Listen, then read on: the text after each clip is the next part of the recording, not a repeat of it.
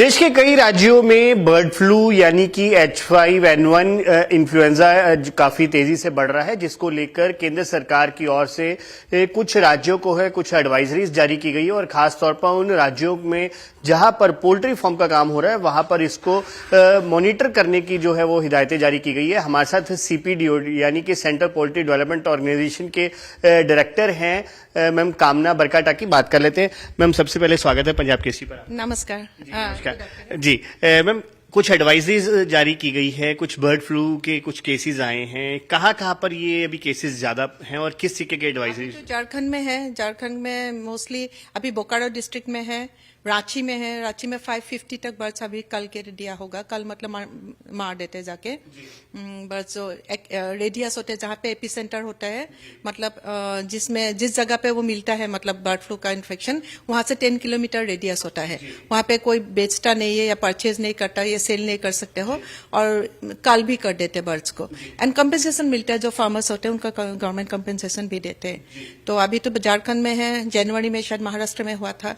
तो अभी ऐसे जैसे आंध्र प्रदेश, तेलंगाना, बिहार, झारखंड, पंजाब, इसमें थोड़ा सा वो जारी किया गया है कि एक्शन प्लान शुरू कर रहे हैं। किस तरीके से एक्शन प्लान होता है, क्या क्या इसमें किया जाता है मैम? वो पहले तो सर्विलेंस होता है।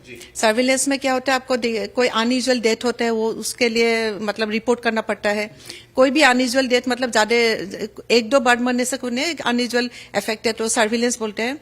और सेकेंडली आपको जाके रैपिड रेस्पॉन्स टीम होता है RRT, वो जाके गवर्नमेंट उनको भेजता है ताकि कॉल करे उस रेडियस में जो भी बर्ड्स है उनको कॉल कर देते हैं ताकि इन्फेक्शन फैले ना, क्योंकि ये बर्ड्स में बहुत जल्दी फैलता है।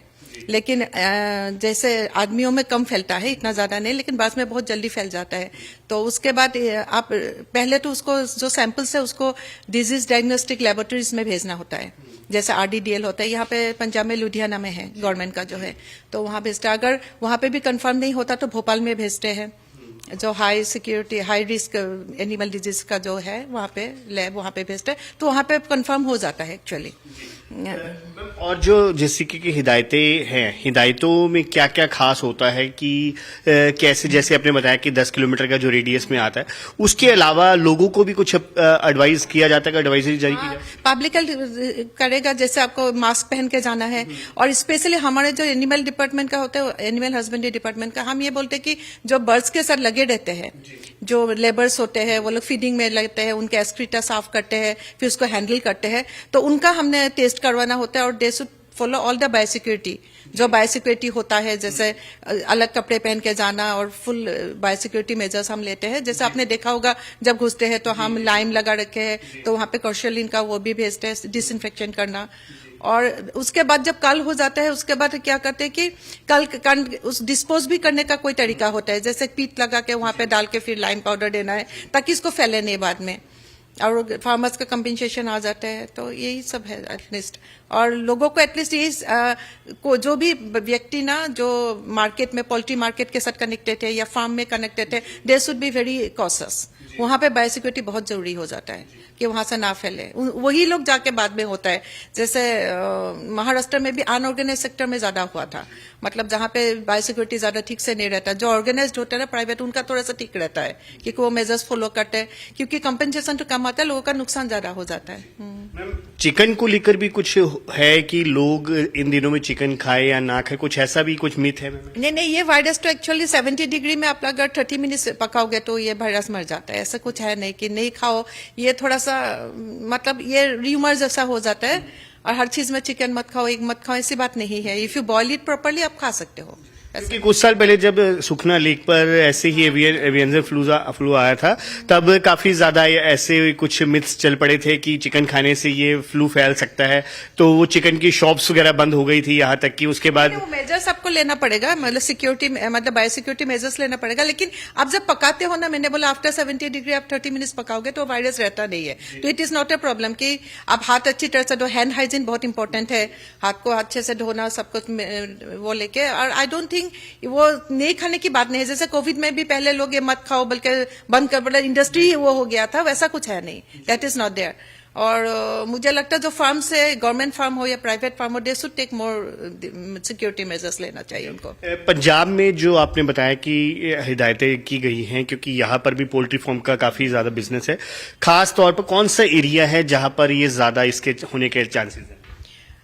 जहां आसपास आपके ये होता है ना, माइग्रेटरी बर्ड्स आते हैं, उन जगहों में ज्यादा होता है। कुछ साल पहले तो बाड़वाला में हो गया था, लेकिन अभी तक हमारे फार्म में तो अभी हम लोग ने अभी तक ना, क्योंकि हम प्रॉपर केयर लेते हैं। बाहर के लोगों के भी हम फार्म आने नहीं देते अंदर तक, तो वो बहुत जरूरी है कि बाहर के लोग ये लेके जाम लेके कहीं और चला जाएगा। और जो पोल्ट्री फार्म से ना, वो लोग अपने एक दूसरे के पोल्ट्री फार्म में भी ना जाए, क्योंकि यहाँ पे कोई इन्फेक्शन रहता है दूसरे में चले जाते हैं। और सिर्फ ये बर्ड्स का ही हेल्थ का ही इशू नहीं है, इकोनॉमिकली बहुत इफेक्ट करता है फार्मर्स को। इतना मतलब लोग पैसा लगा के इतना करके then they have to kill it, तो वो बहुत बड़ी प्रॉब्लम है। तो you should take care about that. अभी तो झारखंड में ही है ज्यादातर, वहाँ पे 5,500 तक बर्ड्स, और आपका महाराष्ट्र में भी 7,000 से ऊपर कल कर दिया था। तो कलिंग करने से क्या होता है, कंटेन हो जाता है, तब उसी जगह पे कंटेन हो जाता है। फिर सीपीडीओ के अंदर कौन कौन से स्टेट्स आते हैं मैम इसमें? हमें नॉर्दर्न स्टेट्स सभी हमारे अंडर आते हैं, जैसे हम मतलब उनको अंडर आते हैं, मतलब we just supply them germplasm. हाँ, तो ये जम्मू एंड कश्मीर, फिर हिमाचल, पंजाब, हरियाणा, दिल्ली, राजस्थान। तो रेगुलर बेसिस पे आपकी मीटिंग्स वगैरह होती है, इसके बारे में भी उनको बताया जाता है? वो तो स्टेट गवर्नमेंट्स को जारी कर देता है ना, सेंट्रल गवर्नमेंट जो स्टेट गवर्नमेंट्स को जारी करते हैं, वो लोग they take the action, state government action लेते हैं। अगर खास तौर पर इस जो एडवाइजरी की बात की जाए, तो इसमें कुछ और भी ऐसी कोई चीजें हैं जो लोगों के जानने के लिए बेहद जरूरी है, और जो लोग जिनसे खास तौर पर जुड़े हों, कुछ ऐसी कुछ चीजें हैं? वही ना, पकाने का टाइम अच्छे से पकाए पहली बात, और जो मीट छूटे ना हाथ से, उसको अच्छी तरह से धोए, सो दैट ये सभी हाइजीन फॉलो करना चाहिए, मुझे लगता है बहुत ज्यादा। और कोविड के बाद लोग अवेयरनेस भी आ गए हैं लोगों में, मैंने देखा पहले जैसा नहीं है। और र्यूमर्स में ना जाए, अंडे और मतलब चिकन खाने में कोई ऐसा प्रॉब्लम है नहीं, but you have to cook it properly, वो है। और अच्छी बात है कि आप लोग अवेयरनेस फैला रहे हो, because it's very important. NECC की तरफ से भी कुछ एडवाइजरीज आती है मैम?